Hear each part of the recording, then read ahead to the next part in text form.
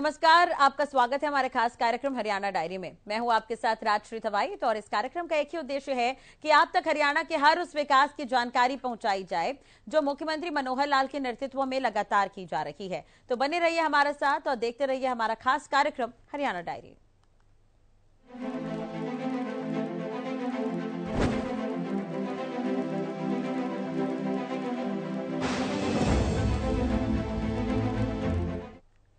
मुख्यमंत्री मनोहर लाल आज press conference कर कई सौगात देते नजर आए। इस दौरान सीएम मनोहर लाल ने हरियाणा में जमीन के इंतकाल की प्रक्रिया को ऑनलाइन कर दिया है। देखिए रिपोर्ट।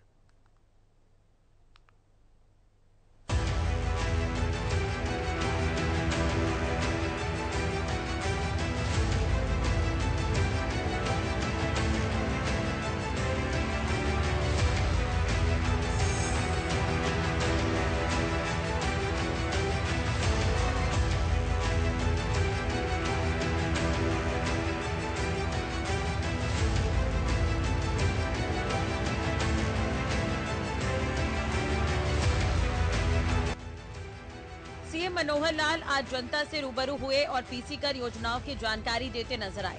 आज सीएम मनोहर लाल ने कई योजनाओं को शुरू करने से लेकर चलाए जाने तक की जानकारी दी। हरियाणा में जमीन के इंतकाल की प्रक्रिया को ऑनलाइन कर दिया गया है। सीएम ने कहा कि हमारे मैनिफेस्टो में समयबद्ध तरीके से करने का वादा किया गया था। रजिस्ट्री के 10 दिन बाद तब पोर्टल पर सबको आपत्ति के लिए दिखेगा। अगर कोई आपत्ति नहीं होती तो उसका इंतकाल हो जाएगा। इसके अलावा मुख्यमंत्री मनोहर लाल ने एसडीएम और डीआरओ को भी जमीनों की रजिस्ट्री की शक्तियां दी है। कोई भी व्यक्ति इन अधिकारियों के पास जमीन की रजिस्ट्री करा सकता है। इस योजना को आज से शुरू किया गया और इसकी जानकारी दी गई। आपके सामने रख रहे हैं। वैसे तो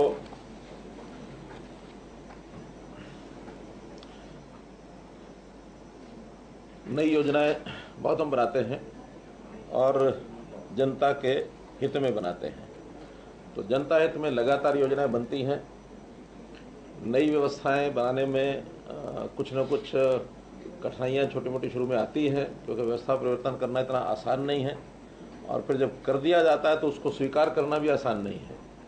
बहुत लोग उसको स्वीकार इसलिए भी नहीं कर पाते कि या तो उनको समझ में नहीं आता, और या समझ में आने भी लगता है तो उनको लगता है कि हमारे हाथ से बहुत सी चीज़ें निकल जाएंगी, ये तो जनता को सीधा लाभ होगा जो हम आज तक कर नहीं सके, और ये लाभ अगर जनता को हो गया तो जनता फिर हमारी बात कैसे सुनेगी।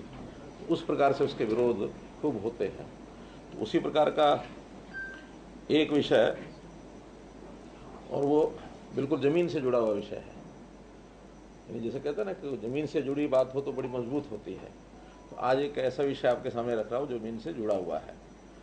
हमने एक शब्द सुना है, इंतकाल सुना है ना, लेकिन आज से पहले जो व्यवस्थाएं चल रही थी वो इंतकाल के लिए आदमी लगा रहता था और सालों साल लगा रहता था।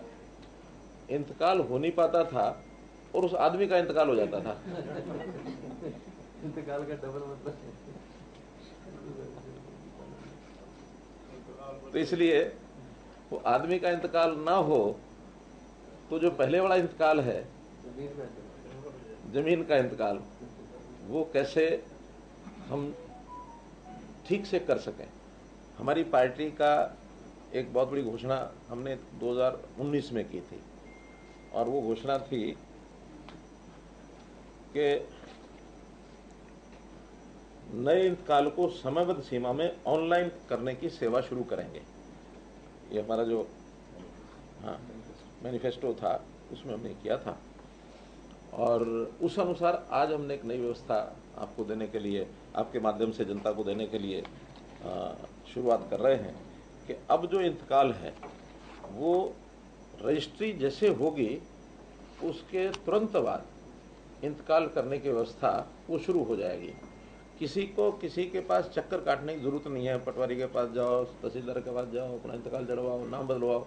अब उसकी निश्चित प्रक्रिया यह है कि जिस दिन रजिस्ट्री हुई 10 दिन तक वो पोर्टल पर रहेगी, और उस पोर्टल पर यदि किसी ने ऑब्जेक्शन कोई देना है तो वो ऑब्जेक्शन दे सकेगा, और वो सबको दिखेगा, सरकारी अधिकारियों को भी दिखेगा। मान लो किसी का ऑब्जेक्शन है वो भी दे सकते हैं, जनता को भी दिखेगा वो भी दे सकते हैं।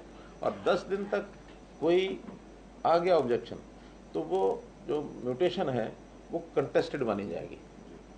कंटेस्टेड मतलब अभी ये जब तक इसका फैसला नहीं होता तब तक ये इंतकाल नहीं होगा। अगर 10 दिन के अंदर कोई ऑब्जेक्शन नहीं आता तो ऑटोमेटिकली उस जमीन का इंतकाल हो जाएगा और वो फिर अपने आप रजिस्टर में नाम बदल जाएगा, मालिक का नाम बदल जाएगा, उसमें अब किसी के पास जाने की जरूरत नहीं पड़ेगी। तो जैसे व्यवस्था परिवर्तन के हम काम कर रहे हैं, मैं समझता हूँ आज तक के जितने काम किए हैं उसमें सुविधाएं तो सभी में मिल रही हैं, लेकिन ये एक ऐसी सुविधा है जिसकी लोगों को बहुत बड़ी इंतजार थी, चाहे शहरी प्रॉपर्टी हो चाहे वो गांव की प्रॉपर्टी हो, तो उन सब का इंतकाल अब ऑटोमेटिक करने की हमने सुविधा कर दी है। और इसका एक पोर्टल हमने बनाया है, उस पोर्टल को क्या लॉन्च करना है, इस पोर्टल का मैं अभी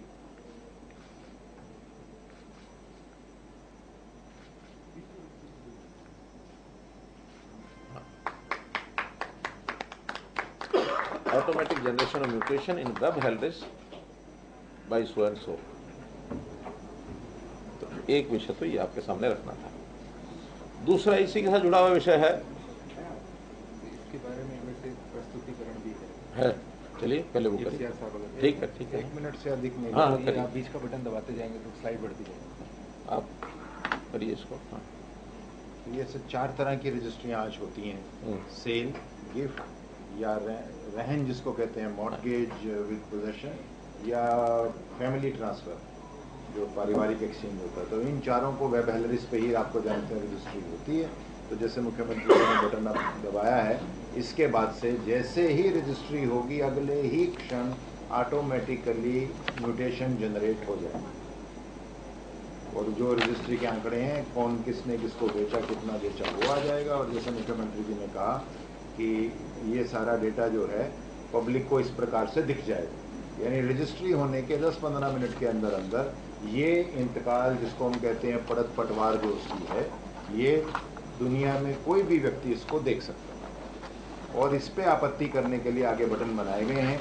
वो जो है म्यूटेशन जनरेट होने के बाद ये आपने देखा इसमें लिखा हुआ है ऑब्जेक्शन। तो अगर ऑब्जेक्शन होगा तो जैसे मुख्यमंत्री जी ने बताया कि 10 दिन में एक भी ऑब्जेक्शन आ गया तो इंतकाल कंटेस्टेड या मुतनाज़ा इंतकाल हो जाएगा, जो एसडीएम को चला जाएगा, और नहीं आया तो वो सीआरओ द्वारा स्वीकृत कर दिया जाएगा। और ऑब्जेक्शन जो करेगा वो पीडीएफ कॉपी चाहे 100 पेज की लगा दे, चाहे 200 पेज की, कि मेरे पास ये निर्णय है, ये अदालत का फैसला है, वो उसको हर तरह की सुविधा उसमें ऑब्जेक्शन करने की है। तो ये हो ही गया कि या एक्सेप्ट या रिजेक्ट। धन्यवाद। हिंदी में अच्छा, वो शुरू में चॉइस है, आप इंग्लिश में देखना चाहते हैं, जमाबंदी वाला जो पोर्टल है, हिंदी इंग्लिश जो उसमें आप चाहें उसमें देख सकते हैं। सर ये कोर्ट की डिग्री वाले जो ऑर्डर, कोर्ट की डिग्री के आधार पे नहीं, ये सिर्फ वो हैं जो सेल, मॉर्टगेज या ट्रांसफ़र, फैमिली ट्रांसफ़र और या गिफ्ट। क्योंकि डिग्री के बाद तो रेवेन्यू को अपना काम करना होता है। डिग्री जब होती है तो फिर रेवेन्यू उसको एक्सेप्ट करके उसकी फर्दर प्रक्रिया वो करते हैं, उसके बाद ये लागू होगा। जी, ऐसा ही एक दूसरा जो व्यवस्था हमने बनाई है कि जो रजिस्ट्रियाँ हैं वो सब तहसीलों में होती हैं, तहसीलदार, नायब तहसीलदार वो सब करते हैं। अब से व्यवस्था की गई है कि सभी एसडीएम्स जो उनके हेडक्वार्टर की तहसील है और सभी डीआरओस जो उनके हेडक्वार्टर की तहसील है, डीआरओस हमें होता है डिस्ट्रिक्ट हेडक्वार्टर बैठते हैं, एसडीएम सब डिवीजन हेडक्वार्टर पर होते हैं, तो डीआरओस का जो हेडक्वार्टर है उस तहसील की रजिस्ट्रियाँ अब तहसीलदारों के अलावा ये लोग भी कर सकेंगे। यानी केवल तहसीलदार के पास ही जाने की आवश्यकता नहीं है। आपके तहसील में यदि एसडीएम है तो वहाँ जाके करा सकते हैं, अगर डीआरओ है तो वहाँ जाके करा सकते हैं। हाँ, कुछ समय के बाद हम ऐसी योजना बना रहे हैं कि इन स्थानों पर चाहे वो सब तहसील नायब तहसीलदार हो, चाहे तहसीलदार हो, चाहे डीआरओ हो और चाहे कोई भी एसडीएम हो, इनके ऑफिस में व्यवस्था करने के बाद हम पूरे जिले की रजिस्ट्री किसी भी ऑफिस में करा सकेंगे। अभी तो तहसील के अंदर की करा सकेंगे, फिर पूरे जिले की करा सकेंगे। बहुत जल्दी उसका भी हम सिस्टम बना करके और आपको आपके माध्यम से हमारे लोगों को हम बताएंगे। ये तो शुरू समझो क्या हो गया, आज से कल रात को नोटिफिकेशन हुई है सर। हाँ, आज से शुरू है। कल नोटिफिकेशन हो चुका है, तो आज से समझो सोमवार से हाँ, तो वो जो बीच में कुछ टाइम उनको व्यवस्था करने का कंप्यूटर वालों को जरूरी होता है। हाँ, सोमवार से ये शुरू हो जाएगा।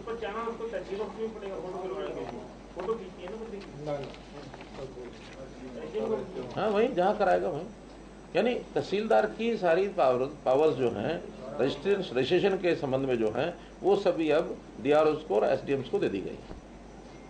उसको भी एक प्रकार का, हाँ, तहसीलदार एक प्रकार का वो भी सब रजिस्ट्रार की उसकी जो पावर्स हैं रजिस्ट्रेशन के संबंध की वो सारी उसको हो गई। तो जो तहसीलदार करता है वो करेगा।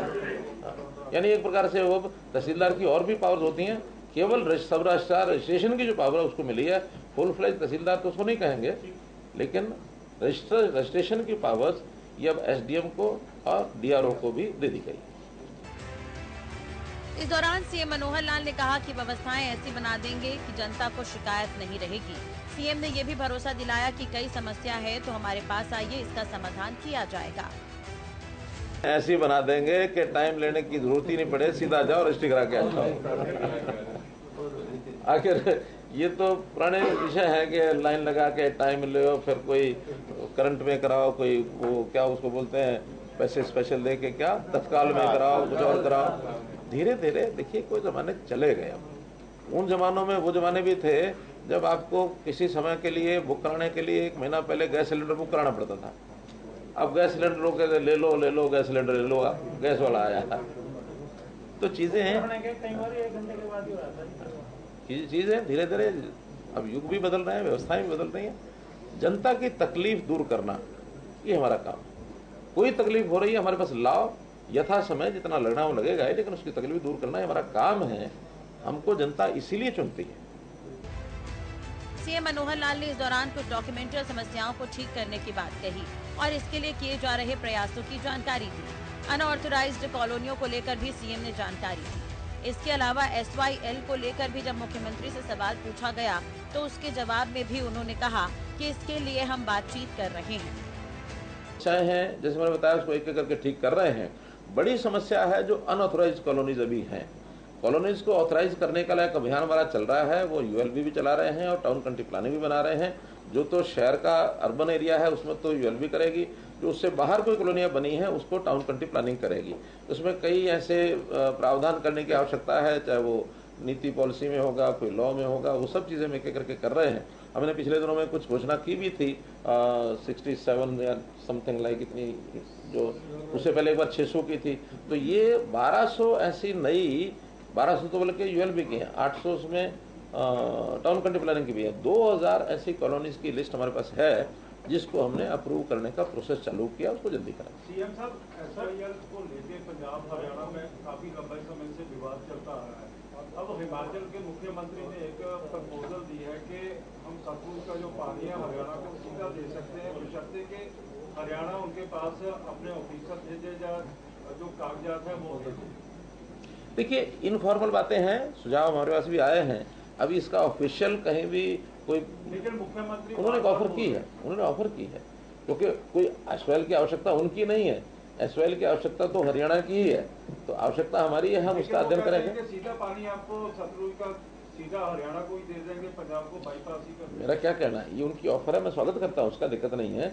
लेकिन फॉर्मली जब हम इसका विचार करेंगे, हमारा डिपार्टमेंट विचार करेगा, टेक्निकल चीजें हैं, और केंद्र से भी हमको एक बार बात करनी पड़ेगी कि जो पहले वाला समझौता है, आखिर वो समझौता भी उसके बदले में ये पक्की बात हो तो ठीक है, नहीं तो ऐसा ना हो कि आगे प्रसाद मिला नहीं तो पीछे वाला कुत्ता ले गया।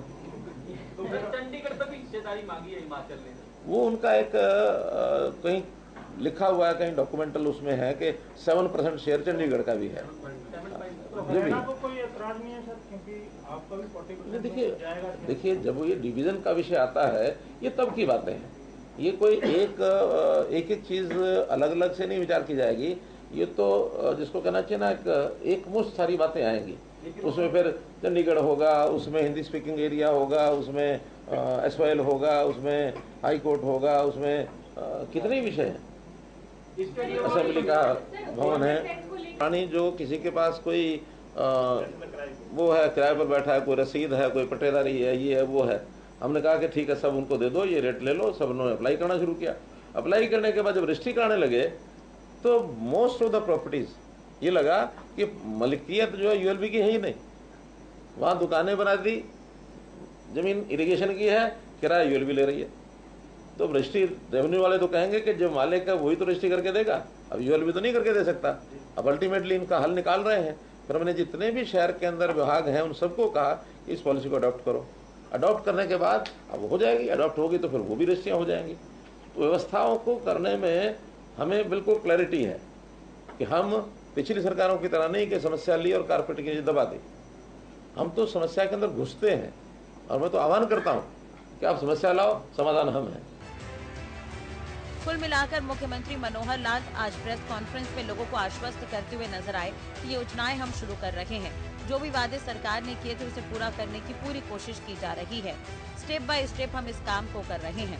मुख्यमंत्री ने इस दौरान ये भी कहा कि योजनाएं हम बना रहे हैं, उसका संचालन भी हम बेहतरीन तरीके से कर रहे हैं।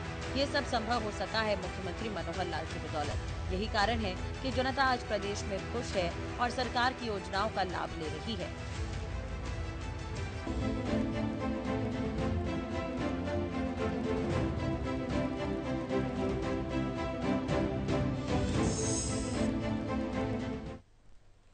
मुख्यमंत्री मनोहर लाल ने प्रदेशवासियों को बड़ी सौगात दी है। अब 45 से 60 साल तक अविवाहित पुरुष और महिलाओं को हरियाणा सरकार ने पेंशन देने का फैसला किया है। प्रदेश में अब 45 से 60 साल तक की उम्र और सालाना आय 1,80,000 तक के अविवाहित पुरुष और महिलाओं को 2750 रुपए की पेंशन मिलेगी। ऐसा करने वाला हरियाणा पहला राज्य बना है।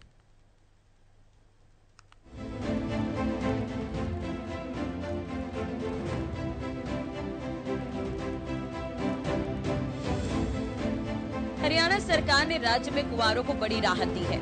दरअसल हरियाणा में जल्द ही कुंवारों को पेंशन मिलेगी। आपको बता दें कि जनसंवाद कार्यक्रम के दौरान एक 60 साल के अविवाहित बुजुर्ग की मांग पर सीएम मनोहर लाल ने यह फैसला कर लिया है। इसका फायदा 45 से 60 साल तक के अविवाहित पुरुषों और महिलाओं को मिलेगा। हालांकि पेंशन उन्हीं कुंवारों को मिलेगी जिनकी सालाना इनकम 1,80,000 से कम होगी।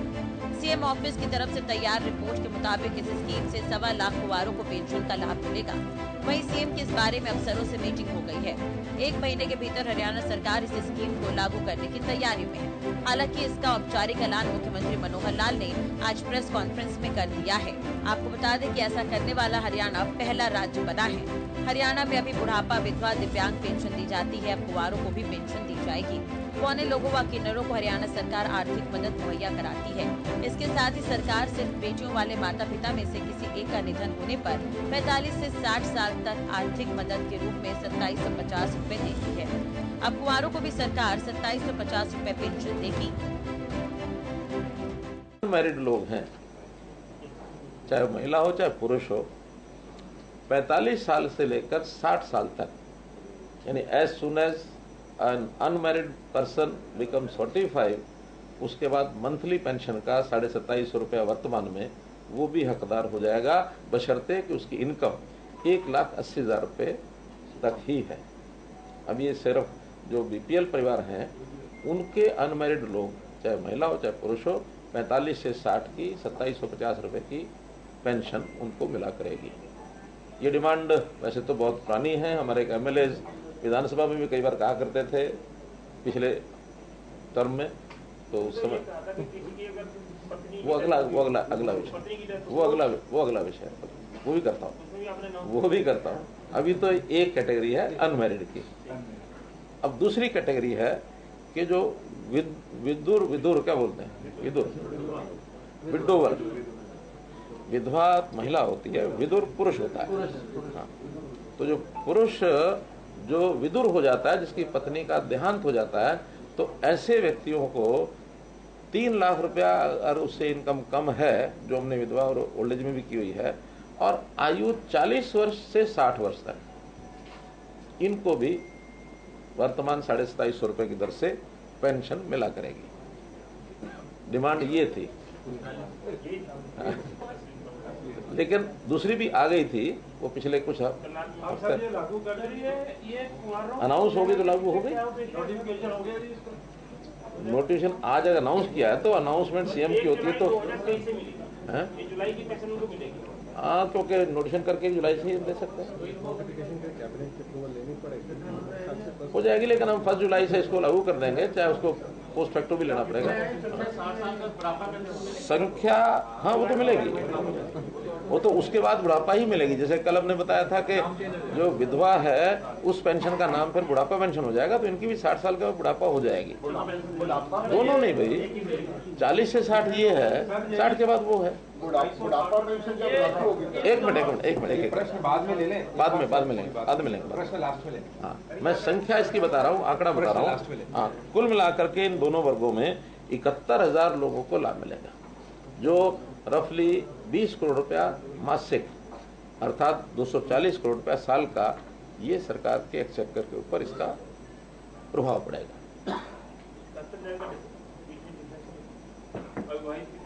हाँ, उसमें लगभग 65,000 के आसपास तो अविवाहित हैं, पुरुष और महिलाएं 45 से 60, 80 से नीचे, और 5,700 ये हैं विदुर पुरुष 40 से 60, जिनकी आय 3 लाख से नीचे है।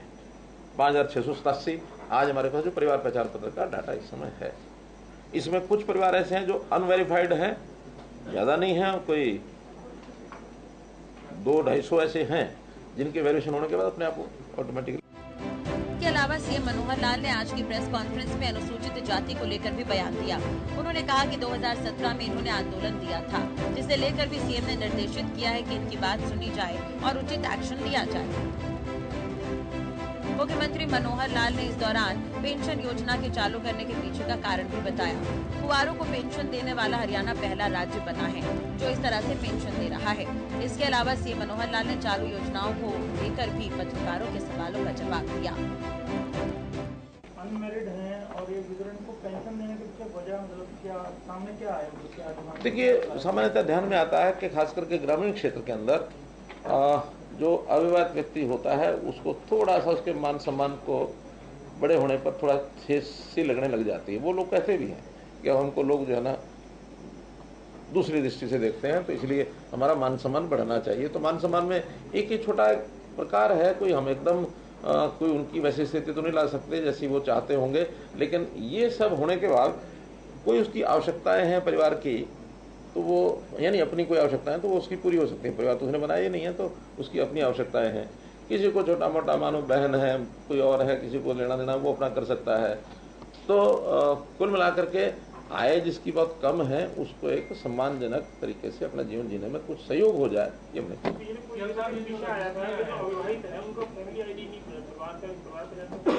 नहीं, ऐसा नहीं, ऐसा तो नहीं है। केवल इतना ही था, कुछ लोगों ने अविवाहित होने के नाते से सिंगल मेंबर फैमिली का एक अपना फार्म भरना शुरू कर दिया था कि हम ही अकेले। अब थोड़े बहुत लालच होते हैं उनके कि अलग से हमको AAY का फायदा मिल जाएगा, अलग से हमको आयुष्मान का कार्ड का फायदा मिल जाएगा, तो ऐसे कुछ लाभ होते हैं। हमने ये तय किया कि हम उसकी वेरिएशन करेंगे। अगर वो परिवार के साथ रहता है तो जिस परिवार में रहता है उसी के साथ उसकी फैमिली ID बनेगी। अलग से केवल इसलिए कि मैं अविवाहित हूँ इसलिए नहीं बनेगी। हाँ,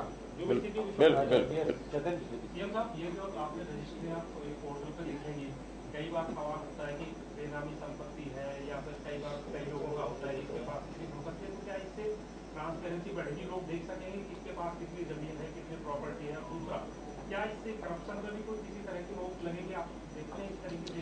देखिए, पहली बात तो है कि केवल म्यूटेशन रजिस्ट्री होगी और म्यूटेशन होगी तो वो उसका सारा कुछ ही पता लग जाएगा, वो तो इसमें व्यवस्था नहीं है। लेकिन आज जो पर्टिकुलर एक रजिस्ट्री हुई है वो बेनामी नहीं होगी, क्योंकि अब उसके साथ हमने परिवार पहचान पत्र भी देखना शुरू कर दिया, व्यक्ति एग्जिस्ट करता है। तो आगे तो ये सारी चीजें बंद हो गई हैं, लेकिन पिछली जो सारी प्रॉपर्टीज हैं उसका इसके साथ अभी कोई संबंध नहीं है। आगे चल करके कोई व्यवस्था बन गई तो आपको बताएंगे। करप्शन जरूर रुकेगी, क्योंकि म्यूटेशन कराना भी अपने आप में एक बहुत बड़ा एक महाभारत होता था। यानी वही पटवारी, वही तहसीलदार, वही सब किसी न किसी बात को अड़ा करके। हमने ये भी देखा है कि एक आदमी ने दूसरे को बेची, उसकी म्यूटेशन नहीं हुई, दूसरे ने तीसरे को भी बेच दी, तीसरे ने चौथे को भी बेच दी, चौथे ने पांचवें को भी बेच दी। पांचवा आदमी जब म्यूटेशन चेंज कराने जाता है तो चौथे तीसरे का तो नाम ही नहीं मिलता। वो जो पहला आदमी था 20 साल 25 साल पहले जिसके पास प्रॉपर्टी थी, 4 बार ट्रांजेक्शन होने के बाद भी म्यूटेशन नहीं हुई, वो म्यूटेशन उसी के नाम पड़ी है। कोरोना काल में भी हाँ, तो इसलिए ये बहुत बड़ी समस्या म्यूटेशन की थी। जब हमने 2016 में 15 या 16 की बात मुझे ध्यान नहीं है, राकेश गुप्ता उस समय उनके जिम्मे हमने काम लगाया था ये कि कैसे हम जीरो म्यूटेशन, नॉन कंटेस्टेड या अनकंटेस्टेड म्यूटेशन है, उसमें बहुत बड़ा काम उस समय हुआ था, लेकिन कंटेस्टेड भी बाद में बहुत थी। हम धीरे धीरे उस और भी आगे व्यवस्थाएं बना रहे हैं कि ये कंटेस्टेड वाला विषय क्यों आता है, ये ना आए, लिटिगेशन में चीज ना जाए, क्लियर कट डॉक्यूमेंट हो।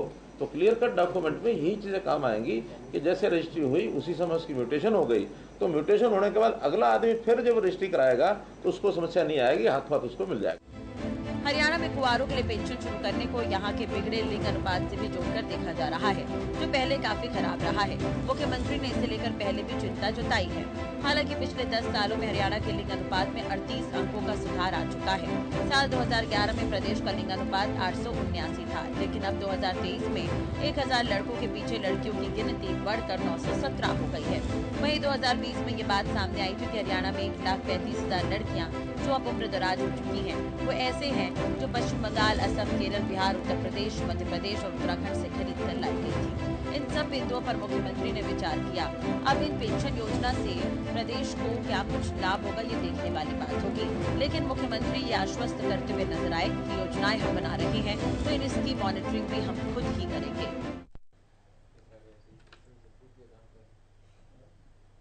चलो, इसी के साथ ही हरियाणा डायरी में फिलहाल इतना ही। खबरों के लिए बने रहिए हरियाणा न्यूज पर। नमस्कार।